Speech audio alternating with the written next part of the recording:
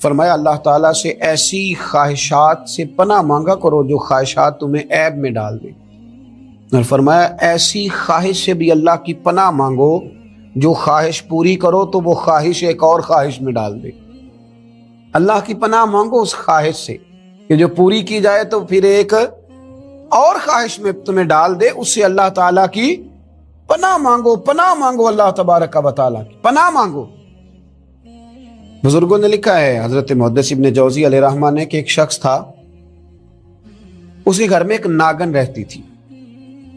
ناگن، وہ ناگن سونے کا انڈا دیتی تھی۔ بزرگ جب حکایات بیان کرتے تو سمجھانے کے لیے بیان کرتے، سونے کا انڈا دیتی تھی۔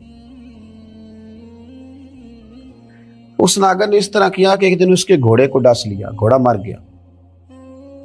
گھر والوں نے شکایت کری کہ اس کو مار دینا چاہیے، گھوڑا آج اس کے ڈسنے سے مر گیا، یہ ناگن ہے، سونے کا انڈا تو دے گی لیکن ڈسے گی بھی ضرور، یہ ناگن ہے، انڈا سونے کا دے گی پر ڈسنا اس کی فطرت ہے، یہ ڈسے گی بھی۔ اس نے کہا بھی کوئی بات نہیں، سونے کے انڈے سے کئی گھوڑے آ جاتے ہیں، مر گیا تو کیا ہوا۔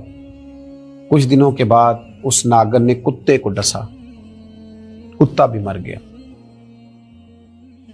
گھر والوں نے شور مچایا کہ یہ ناگن ہے تو اسے دودھ پلاتا ہے، یہ سونے کا انڈا تو دے گی پر ڈسے گی بھی، اس لیے کہ ڈسنا اس کی فطرت ہے، اس کی طبیعت ہے۔ اس نے کہا کوئی بات نہیں، سونے کے انڈے سے کئی کتے خریدے جا سکتے ہیں۔ کچھ دنوں کے بعد اس نے پڑوسیوں کے کچھ جانوروں کو بھی ڈسا، لیکن جب انسان کی آنکھوں کے سامنے سونے کے انڈے کی اینک لگی ہوتی ہے نا، پھر کتنے لوگ ڈسے جا رہے ہیں اس کی پرواہ نہیں ہوتی۔ جب سونے کے انڈوں کی اینک لگ جاتی ہے پھر کتنے غریبوں کی کٹیا جلتی ہے پر اس کی پرواہ نہیں ہوتی۔ جب سونے کے انڈوں کی اینک لگ جاتی ہے پھر کتنے رشتے ٹوٹتے ہیں، لوگ پرواہ نہیں کرتے۔ سونے کے انڈے کی اینک لگی ہوئی تھی۔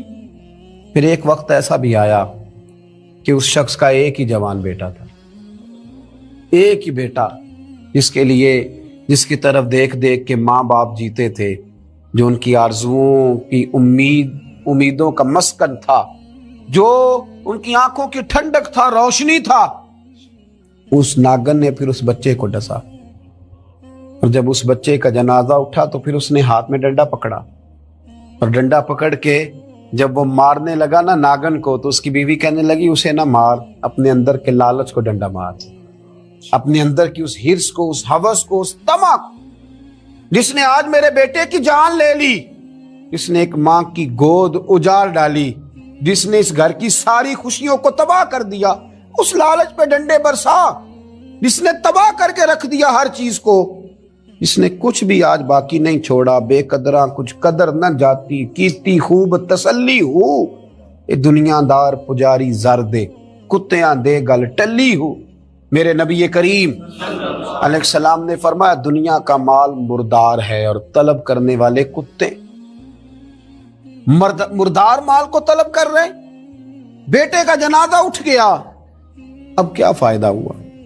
آج روحوں کے جنازے اٹھ رہے ہیں، آج دلوں کے جنازے اٹھ رہے ہیں، آج تن کے اجلے لوگوں کے من کے اندر کچھ بھی موجود نہیں، مردہ روحیں، مردہ دل، مردہ خیالات، ہر چیز مائنس کر کے جو چیز پیچھے بچی ہے وہ صرف دولت ہے، ہر چیز مائنس کر کے ہمارے پاس جو پیچھے بچی ہیں وہ جائیدادیں ہیں، ہر چیز مائنس کر کے جو ہم نے بچایا ہے وہ دنیا کا مال ہے، باقی ہر چیز تباہ ہو گئی۔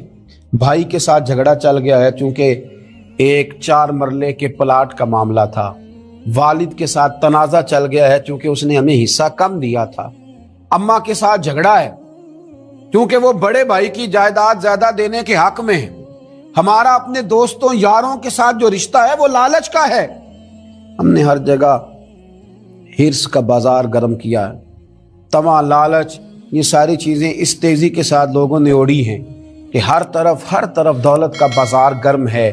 یہ جو سڑک پہ جا رہے ہیں کچھ پیسے لینے جا رہے ہیں، کچھ لے کر کے واپس آ رہے ہیں، کچھ مزدوری کرنے جا رہے ہیں، کچھ مزدوری ڈھونڈنے جا رہے ہیں، دولت ہی دولت کا ہر طرف انبار لگ گیا ہے۔ یوں محسوس ہوتا ہے کہ جیسے اب جو کسی سے سلام لیتا ہے تو وہ بھی پہلے سوچتا ہے کہ مجھے میسر کیا آئے گا۔ حضرت موسیٰ کلیم اللہ علی نبینا علیہ الصلوۃ والسلام، حضرت موسیٰ کلیم اللہ علیہ الصلوۃ والسلام کے زمانے میں ایک شخص تھا جو مستجاب الدعوات تھا، قوم جبارین کے پاس رہنے والا وہ شخص بلعم بن باورا اس کا نام تھا، مستجاب الدعوات تھا۔ اللہ نے اسے یہ درجہ عطا کیا تھا کہ جو دعا کرتا تھا رب اس کی قبول فرما لیتا تھا، اس کی دعائیں مقبول ہوتی تھی، اتنا اللہ کریم نے اسے نوازا تھا۔ جب حضرت موسیٰ علیہ السلام بنی اسرائیل کو لے کر اس قوم کی طرف گئے نا جہاد کرنے کے لیے، تو بلعم بن باورا پہاڑ پر عبادت کرتا تھا۔ بہت سارے لوگ اس کی عقیدت مند تھے، بہت سارے لوگ اس سے محبت کرتے تھے، بہت ساری جگہوں پہ وہ چاہا جاتا تھا۔ جب اس کی طرف حضرت موسیٰ اس قوم کی طرف حملہ کرنے کے لیے جا رہے تھے تو لوگوں نے اس سے کہا کہ تو اس طرح کر کے دعا کر کہ حضرت موسیٰ کی قوم رستے میں ہی تباہ ہو جائے معاذ اللہ، کیونکہ تیری دعائیں قبول ہوتی ہیں، تو یہ دعا کر کہ رستے میں ہی وہ سب لوگ ختم ہو جائیں۔ اس نے کہا کیا بیوقوفی کرتے ہو، اللہ کے نبی کے بارے میں دعا کر دو، پیغمبر خدا کے بارے میں، حضرت موسیٰ کلیم کے بارے میں کیا بیوقوفی کرتے ہو؟ لوگوں نے مجبور کیا، اسے مجبور کیا، لیکن اس نے کہا نہیں میں نہیں یہ کام کرتا۔ لوگوں نے دلائل دیے، بالآخر کچھ لوگوں نے کہا کہ آپ استخارہ کر لیں، اگر تو آپ کی سمجھ میں یہ بات آئی تو آپ آگے لے جائیے گا، نہ آئی تو نہ لے جائیے گا۔ بلعم بن باورا نے استخارہ بھی کیا، استخارے میں بھی اسے حکم ہوا کہ تم نے بد دعا نہیں کرنی، تم نے حضرت موسیٰ کی قوم کے بارے میں دعائے ضرر نہیں کرنی۔ اب جب اس نے صاف ستھرا انکار کیا نا کہ بھئی میں دعا نہیں کروں گا اللہ کے پیغمبر کے بارے میں، نہ ان کی قوم کے بارے میں، تو لوگوں نے وہی حربہ استعمال کیا جو لوگ استعمال کرتے ہیں، ڈھیروں تحفے لے کے آ گئے، دولت لے کے آ گئے۔ اللہ تبارک و تعالیٰ جب دین کے نام پہ لوگوں کو عزت دیتا ہے تو پھر لوگ اس کو استعمال کر کے دنیا اکٹھی کرنی شروع کر دیں، پھر لوگ اپنا بڑا نقصان کرتے ہیں، پھر اپنی روحانیت کا، اپنی تاثیر کا لوگ بڑا نقصان کرتے ہیں، پھر لفظوں کے ہیر پھیر سے دولت کمانا چاہتے ہیں۔ لیکن یاد رکھیں لفظ تاثیر سے بنتے ہیں، تلفظ سے نہیں۔ لفظ تاثیر سے بنتے ہیں، تلفظ سے نہیں۔ اہل دل آج بھی ہیں اہل زباں سے آگے، اہل دل آج بھی ہیں اہل زباں سے آگے۔ پھر لوگ سودے کرنے لگتے ہیں اپنے الفاظ کے، حروف کے۔ بہت سارے جب تحائف ملے، قائل کیے تو آمادہ ہو گیا، دولت جو سامنے آئی لالچ کر گیا۔ اس کو قرآن حکیم نے بیان کیا ہے، اس واقعے کی طرف قرآن پاک نے اشارہ فرمایا۔ بلعم بن باورا نے ہاتھ اٹھائے اور دعا کے لیے جب نکلا تو جس گھوڑے پہ سوار تھا، جس گدھے پہ سوار تھا، جب یہ جا رہا تھا نا پہاڑ پہ چڑھ کے میں بد دعا کروں گا حضرت موسیٰ کی قوم کے لیے، جب جا رہا تھا تو گھوڑا واپس بار بار منہ پھیرتا تھا، واپس اس کو کہتا تھا نہ جا، واپس آ جا۔ یہ اس کو مارتا تھا، پہاڑ کی جانب لے جاتا تھا۔ اللہ اکبر۔ یہ بار بار مارنے لگا تو گھوڑے نے، اس کی سواری کے جانور نے دعا شروع کر دی۔ گھوڑا تھا یا گدھا تھا، اس نے دعا کی یا اللہ مجھے زبان دے، میں اس لالچی کو کچھ سمجھا دوں، مجھے زبان عطا کر، میں ہی اسے کچھ سمجھا دوں۔ اللہ نے زبان دی تو گدھا کہنے لگا آگے نہ جا، تو مجھے آگے بھیجتا اور اللہ کے فرشتے مجھے واپس بھیجتے ہیں۔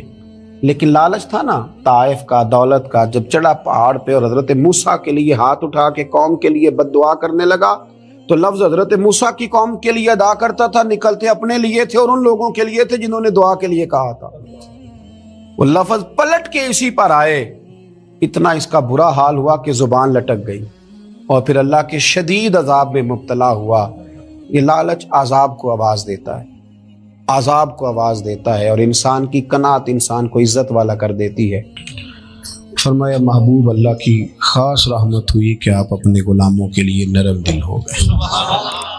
وَلَوْ كُنْتَ فَظًّا غَلِيظَ الْقَلْبِ لَانفَضُّوا مِنْ حَوْلِكَ، اگر آپ سخت دل ہوتے تو یہ بیچارے آپ کے پاس سے بکھر جاتے۔